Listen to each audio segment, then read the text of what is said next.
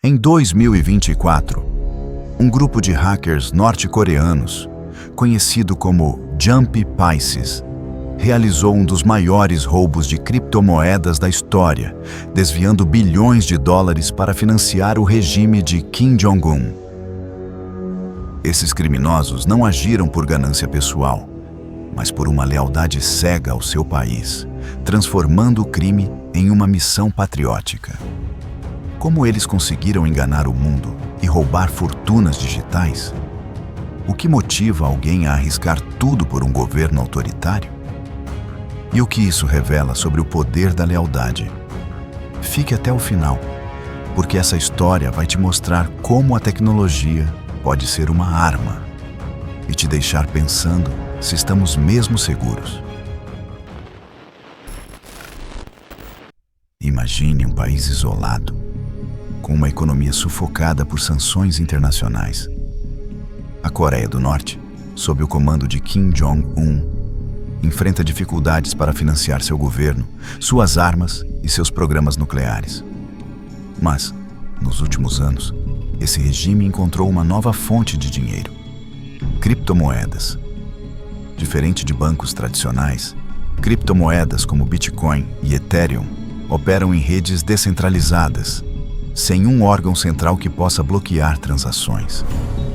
Para um país como a Coreia do Norte, isso é um ouro digital. E o grupo Jump Pisces, também chamado de Blue North, é a ponta de lança dessa operação. Eles não são hackers comuns, são uma unidade de elite treinada pelo governo com uma missão clara: roubar cripto para sustentar o regime. Em 2024, o Jump Pisces, que faz parte do maior grupo de hackers norte-coreanos, o Lazarus Group, foi apontado como responsável por ataques que roubaram mais de 1 bilhão e 300 milhões de dólares em criptomoedas, segundo estimativas da Chainalysis. Um dos alvos foi a corretora Bybit, sediada em Dubai, que perdeu 1,4 bilhões de dólares em Ethereum em fevereiro de 2024. Como eles fizeram isso? Não foi com força bruta ou invasões cinematográficas. Foi com um plano meticuloso, usando uma técnica chamada engenharia social. Eles se passaram por recrutadores no LinkedIn, enviando mensagens para funcionários de empresas de criptomoedas. Um desses funcionários recebeu o que parecia ser um teste de programação para uma vaga de emprego. Mas esse teste continha um código malicioso, um malware que deu aos hackers acesso total aos sistemas da empresa. Com esse acesso, o Jump Pisces manipulou uma transação da Bybit. Eles alteraram o endereço de uma carteira digital para onde 401 mil unidades de Ethereum estavam sendo enviadas. A Bybit achava que estava transferindo o dinheiro para si mesma, mas, na verdade, tudo foi para os hackers. Em minutos, 1,4 bilhão de dólares sumiram. E o mais impressionante, eles quase escaparam sem deixar rastros. A empresa de análise de blockchain, Arkham Intelligence, junto com o investigador Zach XBT, confirmou que os endereços usados no ataque estavam ligados a outros roubos do Lazarus Group, incluindo ataques a Femex e a DMM Bitcoin, que perdeu 308 milhões de dólares em maio de 2024. Mas por que esses hackers arriscam tanto? A resposta está na lealdade. Na Coreia do Norte, o regime de Kim Jong-un é mais do que um governo. É uma ideologia. Hackers, como os do Jump Pisces, são treinados desde jovens em academias de tecnologia, como a Universidade Kim Il-sung, em Pyongyang. Eles crescem aprendendo que cada ação serve à nação e à família Kim. Para eles, roubar criptomoedas não é um crime, é um ato de patriotismo. É como se fossem soldados em uma guerra digital, onde cada dólar roubado ajuda a financiar mísseis, armas e a sobrevivência do regime.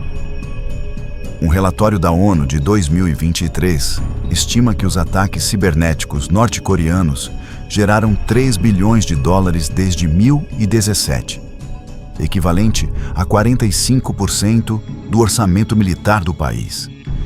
Isso é mais do que o país ganha com exportações legais, que somaram apenas 182 milhões de dólares em 2021. O que torna o Jump Pieces tão perigoso é sua sofisticação. Eles não atacam aleatoriamente. Meses antes de um roubo, eles estudam o alvo, mapeiam funcionários e criam armadilhas personalizadas.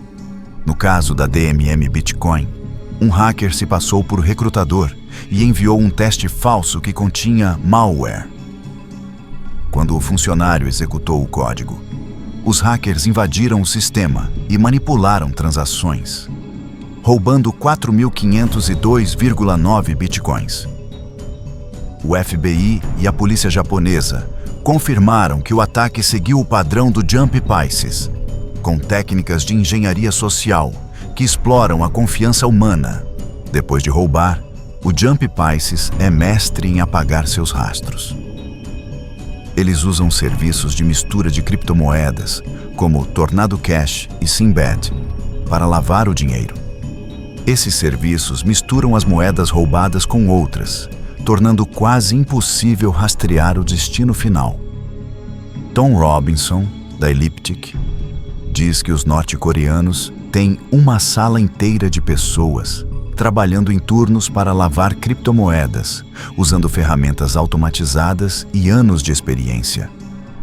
Em 2024, 20% dos fundos roubados da Bybit já haviam desaparecido, segundo a Elliptic, provavelmente convertidos em dinheiro ou enviados para a Coreia do Norte.